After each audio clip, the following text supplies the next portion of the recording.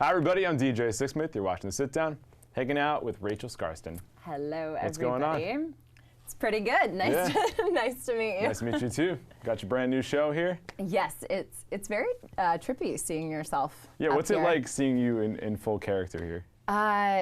It's cool. It kind of feels like a different person, and yet still me. This particular picture, I see the butterfly knives. Yeah. I worked very hard to master that skill, so I'm actually really proud of little TV me right here. You should be. How long did it take to master the butterfly knife skill? So the stunt, we have a really wonderful stunt team, and they brought me in, and it's very much a part of Alice and her character and her persona and her physicality, which is really important to me, her physicality especially. And so they bring me in and they say, okay, these are your knives. Of course, we started with just plastic ones, thankfully. And I said, okay, show me. Like, what do you do? So she does the knife, and I'm like, oh, I'm never going to be able to learn this. Yeah. So I recorded it in slow motion, and then I went back to the hotel, and genuinely, I mastered the right hand first, and actually then the left hand was pretty easy. But probably for about 48 hours, I just nonstop was doing it back and forth. And I was having a FaceTime conversation with a friend of mine at the hotel, and I guess like I was doing it down here, so my arms were kind of moving. Like, and what's finally going on she was with like, your "What are shoulders?" you doing?" And I was like, "Oh, my knives." I'm just trying to get my practice in. Your job is so weird. So. Had you ever done stunts like this before? Yes and no. I did a show, Lost Girl, where I did do stunts because I played a Valkyrie, and she was also kind of, a kick butt chick. And I would say I'm athletic in some ways. I grew up in Canada, and I was a hockey goalie, and I'm like an avid swimmer. I really love swimming. Nice. However, I also think that I'm a little bit clumsy, and I don't always, and a bit gawky, So I sometimes feel like running on screen is my worst nightmare, because my nickname growing up was Ducky, because I run with my feet out like that. I probably should be saying this online now. No, you're good. Come on. No one's gonna see it. But you know what? I'm just gonna own it. Yeah, come Ducky. on. We all have our things, right? Yeah, come and on. I didn't notice it until I was running on a show, and I was watching it, when it came out, and I just was like, oh no. Wow. No one had ever told you that you run with your feet out like that? Well, everyone called me Ducky when I played lacrosse, but I didn't really understand. I was like, yeah, me, Ducky. You're like, whatever. Yeah, you're focused on trying to score goals and, move through defenders. I had bigger fish to fry. Yeah. So, I think I would say stunts for me. I'm also not the actor who gets a rise out of that. Some actors really love doing their own stunts, and I really love having professional stunt doubles make me look good. Yeah, I totally understand that. I would probably be the same thing. Like, you can do this a lot better than I can, but it's also cool that you can pull this off too. Yes, I think that's nice as well. That's a good balance. Yeah, so why don't we talk about the show here, because this seems like an awesome moment for you, and definitely a really interesting character, and just a whole interesting world to jump into with Batwoman. So what has this been like so far? Well, it's actually been a bit of a homecoming for me, because one of my first, my first big job in Hollywood, I was 16. It was with Warner Brothers and DC, and it was a show called Birds of Prey. That's right, yeah. Yeah, and so when I went in for my test with, you have to go in and test with the whole studio, so all the executives and the head of the studio are there. And the head, Peter Roth, who's so lovely, he was also the head of Warner Brothers when I tested for Birds of Prey. And so I went in, and he's sitting there, and I can tell he's kind of like looking at me like this. He says, I know you. And I said, yeah, Peter, you actually sat right there, and I was right here when I tested for Birds of Prey. I've kind of done this before. I have doubled my age since then. But it's very similar to the situation we found ourselves in before. And so that's been really nice. But I was also a really big Batman fan growing up. Did you ever see the Adam West Batmans? No, I didn't. I have to go back and check those out. They're really campy, but I still love them. I loved them growing up. I'd wake up to see the reruns at like 6 a.m. and I had pajamas. Oh, you were all in. I was all in. And for years, people would ask me at Comic-Cons or things, the question would be, if you could be any superhero, what would you be? Yeah. I'd always say Batman. And they'd be like, well, he's a guy. And I'd be like, I don't care. You're like, doesn't matter. Why can't we change that up? Yeah. So being on this show and getting to be a part of that universe that I genuinely love is really nice. It's also a lot of pressure though. Yeah, because sure. You got to live up to high expectations there. for sure, and the tone of Batman is so specific, and Batwoman and anything in the Bat universe, it's darker, it's grittier. It's why I like that universe. And so I found myself before we shot the pilot, and you never know when you shoot something because there's so much post-production how it's going to end up. You can have an inclination, but before we saw the pilot, I think I went in like a critic. I was like, I don't know, are they gonna do Batwoman justice? Do you remember the Adam see. West scene from this one all the way back? It's like, yeah, but you had the perspective. Yeah, totally. That's really funny. Yeah. So when you mentioned this world, like you've been in the DC world before, but what fascinated you going back in at this point in your life? Like, what are some little things that really just were a thrill for you? Well, the first time I was in the DC world, my character very much mirrored my life at the time. I was 16 in the show. I was 16 in real life. I played the Black Canary, Dinah Lance, before she became Black Canary, and she was coming into Gotham, and she was a young girl in a big scary city, and I was coming to LA, and this young girl in this big scary city. Yeah, and that was perfect for then in my life. And then coming back, even though it's a very familiar setting and a familiar studio and universe, it's completely different because I'm playing this like mega villain, and I get to play a twin sister, which is really cool, and I've never done before, and I want to be able, I have a brother who's like, I love him, he's the love of my life, and I think that twin connection is even more powerful sometimes, so I wanted to do that justice as well. And it's been fun to play with that with Ruby. Yeah, I was going to say, what is it like playing with those emotions and maybe going to places you haven't gone emotionally, necessarily on screen, something like that? Yeah, I mean, playing with it's funny because I would say as an actor, you get to do all of these things that you wouldn't necessarily do in real life. I mean, Alice is a great example of that. Like don't go around terrorizing cities and murdering people.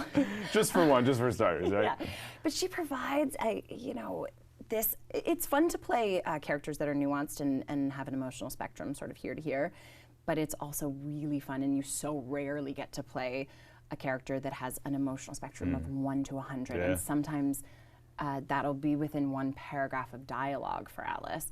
And so I've said a few times I have to sit with the scenes a little bit, and it's almost like choreographing a dance with myself, and then doing that on camera.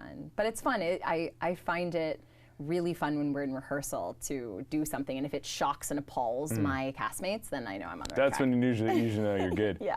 And you're going to shock some people online, you're going to shock some people when they watch it. You want people to have an emotional reaction, you're going to get it one way or the other. Absolutely, right? But that's the goal. I think that's the goal of art in general. You want to push boundaries and get people asking questions. I mean, I feel like we're even doing that in this show. It's the first LGBT lead superhero character, and so yeah, as an artist, that's really exciting. Totally. I like to have art that reflects society, and this is a perfect example of that. So these are people we're interacting with every single day, but whether it's women or LGBT people, like we haven't seen these people in leading roles, and it's great to finally have that. It's taken way too long, but a show like this really cuts through, and I'm sure it's awesome for you to be a part of that. It is really awesome. Yeah, I can see you're getting a little emotional about it right now. Yeah. So what has the response been like after all the production, all the lead up to it? Like you're doing your thing in Vancouver, and then boom, it's out there. I know, it's so weird because we're in this sort of like a bubble, right? Odd bubble.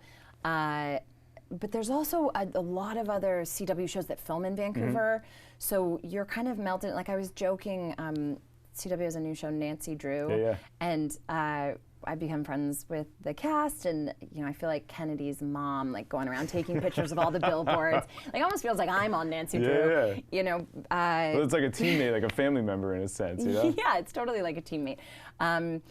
But it still doesn't feel real. It just feels like you're all there having a great time, making something exciting. But there aren't like the big posters in Vancouver. It's not the same buzz there, and so when you come down to New York, and all of a sudden you're like, oh wow, this is a thing. Like know that, but you don't really know it. And also, we've had to keep a lot of things a secret. So even the fact that I am Beth Kane. Twin sister, right? Yeah. Yeah, I haven't been able to tell anyone that, so I'm just kind of, skirting around it and dropping little hints here and there. Yeah. That's all you can do at that point. Yeah, and I mean, I've been involved in this project since January, February. That's the better part of the year, and it's just now coming out. So there's this sort of euphoric feeling of like, and finally, I can talk, right? Yeah, but you're also always nervous as you're doing something like, how are people going to react to this? Are people going to like it? Are they going to hate it? So I think so far so good. I usually try and not read a ton of like reviews or anything like that. But you're reading a little bit? Well, people are telling me they're good. Okay. So, and these are people who tell me you trust them. the truth. Yeah. Not the people who are just like blowing smoke. Not the people who like smoke on my head. Yeah, you don't want those people. You need like a few certain people to be like, keep it real with me. You don't want like a whole group of those people because sometimes it's a little bit too much, you know?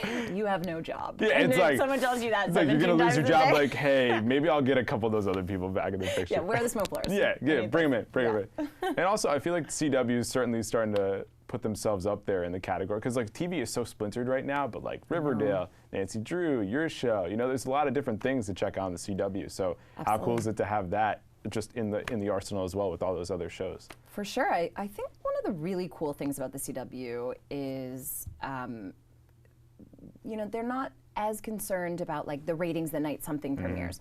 It's more, how can we make a cultural impact? Right.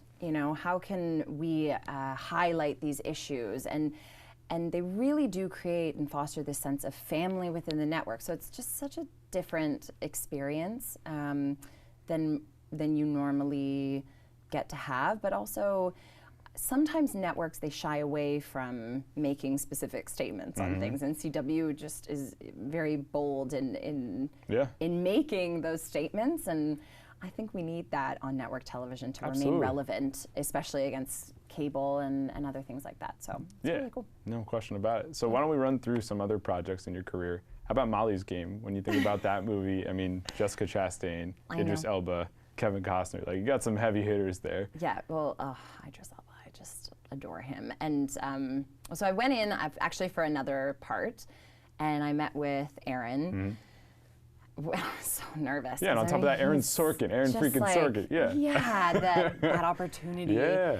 Just even to meet him, I was like, I don't care if I get this part. I just want to go in the room. This is an experience. And meet him. Yeah. So I was totally wrong for the part. I didn't even really know what I was auditioning for. It was a bit secret. But he said in the room to me, he was like, you're not right for this, but there's this other part. It's not as big, but it's with Jessica. Would you like to do it? And I just thought, dude, I will put the mail down on her desk and walk myself out just for the experience. Just let me hang with her for a little bit. Of watching both of those people work, let alone interacting with them. And they were both so lovely. And Aaron has such a different way of doing things. I mean, he's very fast, and one take would be enough for him, and then you move on. And so there's this energy on his sets that is really interesting. And it was a very cool experience. And then of course the movie did so well, and everyone, I didn't really tell anyone about it either. And then you're just like, it's another part. Yeah, people were like, oh my gosh, you're on Molly's Game. Yeah, so that was cool. That's awesome. So what did you learn from Jessica Chastain and Idris and just the whole rest of the crew there? Jessica was first of all, she was very lovely. I wasn't there for a really long time, but she took the time to say hello to me. I mean, I know that this sounds silly, but oftentimes it's not this way on sets you don't when get you work that with a big lot. stars. Yeah. No, not at all.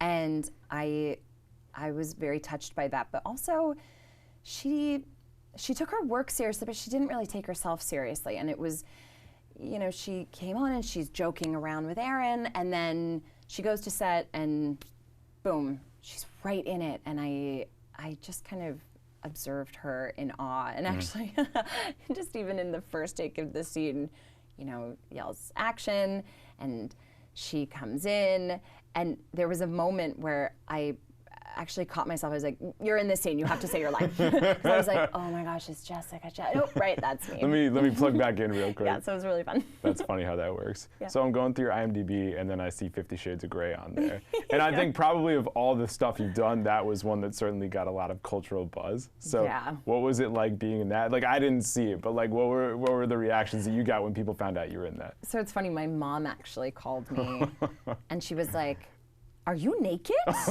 No. I was like, no, Mom, I'm actually the only person in this film who's not naked. The only person with clothes. That's the bio right there. Yeah, but that too, okay, so the director of that film, Sam Taylor Johnson, I was such a huge fan of, she was an artist before she started directing, and she did this series, Crying Men, which she photographed different leading men in Hollywood, and they had been telling stories that were emotional for them and genuinely crying, and she would take pictures of them, and they were just so beautiful. You should check it out. It's really good.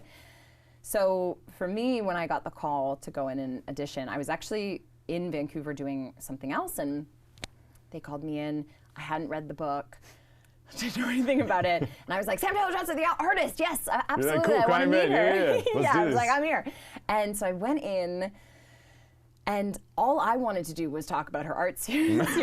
And it was in the production office, and there's all these like, you know, paraphernalia and weird photos, and you know, they're prepping for 50 Shades of Grey. Like, what the heck's going on? And here? we sit down, and I'm like, so your art, and because there weren't really any. She said, I don't want to have any lines. I just want to meet you and that kind of thing.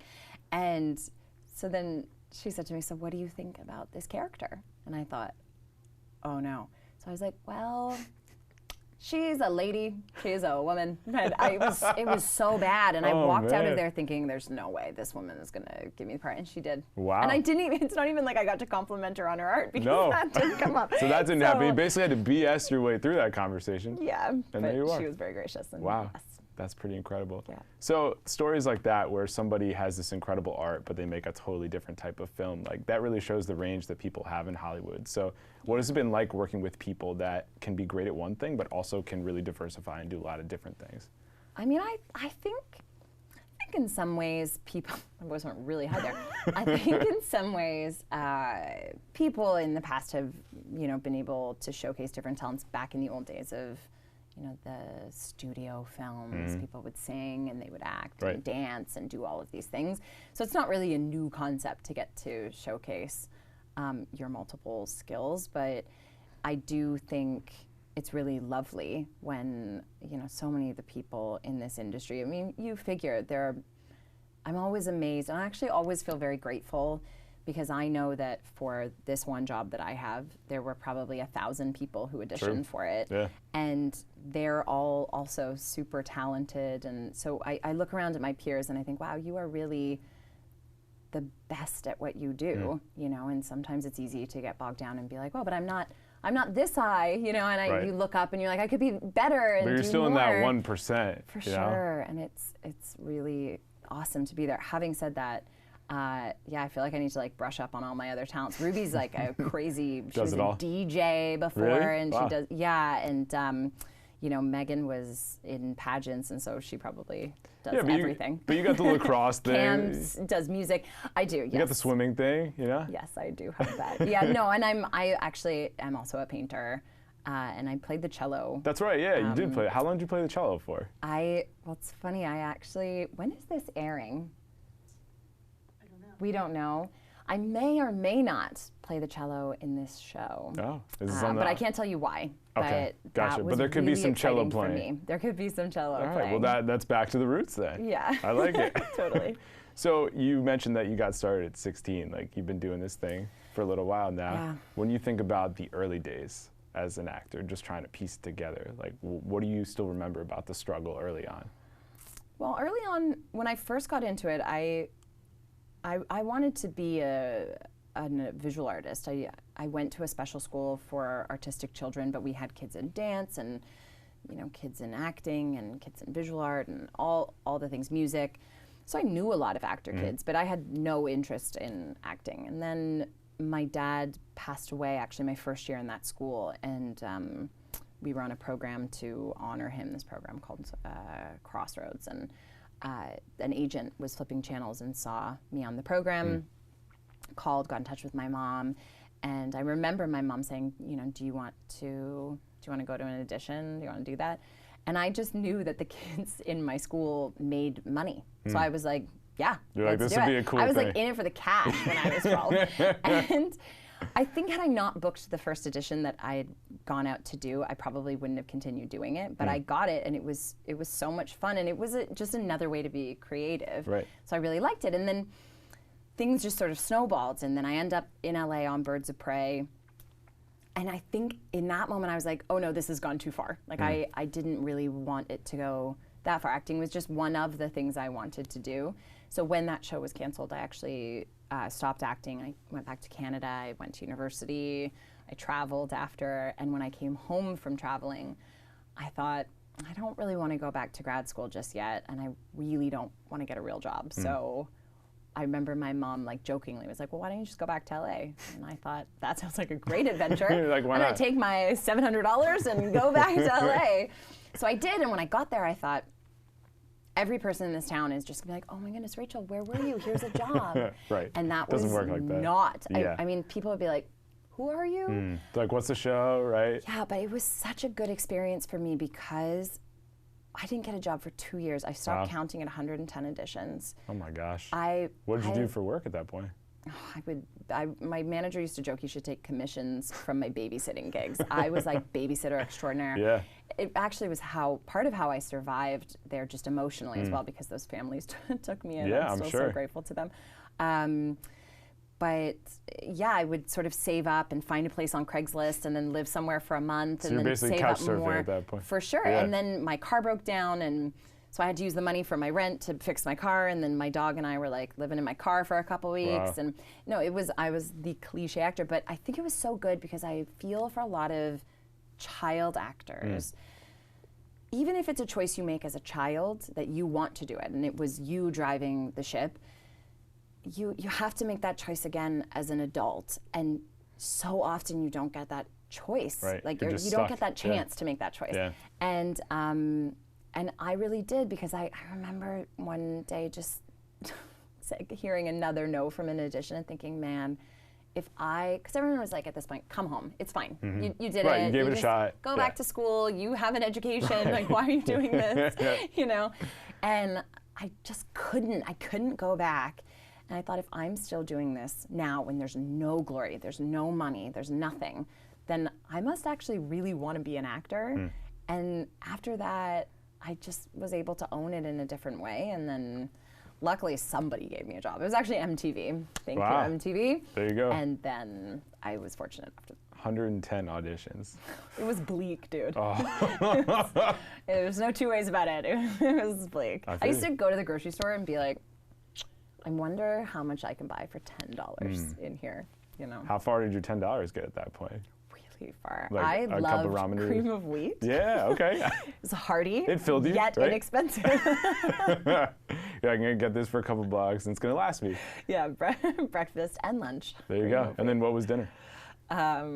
Usually, actually, dinner was I would babysit. So and you'd eat dinner well, was like what the kids. Right. Oh, you're gonna finish those fries real quick? Fish sticks. Like. I'll just pop these in. I'm just gonna take a couple home. Yeah, they'd be like, "Wow, their kids ate everything." Like, yes, they did. Yeah. Now Yeah. Things are a little different, given the part. Yes, now, but I think actually it's so helpful because this business is not easy. You get criticized a lot. You know, like a permanent long freelancer. Days. Yeah. There's zero job security. But when we have call times at like 3 in the morning, or when we're working all night long, and I'm like, oh, this sucks. I can think back to those days so quickly and just be really, really grateful to have a job. Yeah, no doubt. I feel you. Well, Rachel, it's been a pleasure. Thank you very much. So much for having me. Why don't you tell everybody where they can check it out and when and all that good stuff. You can check out Batwoman every Sunday night at 8 p.m. on the CW. There you go. That's Rachel. I'm DJ. We'll see you next time. They're on the Sit Down.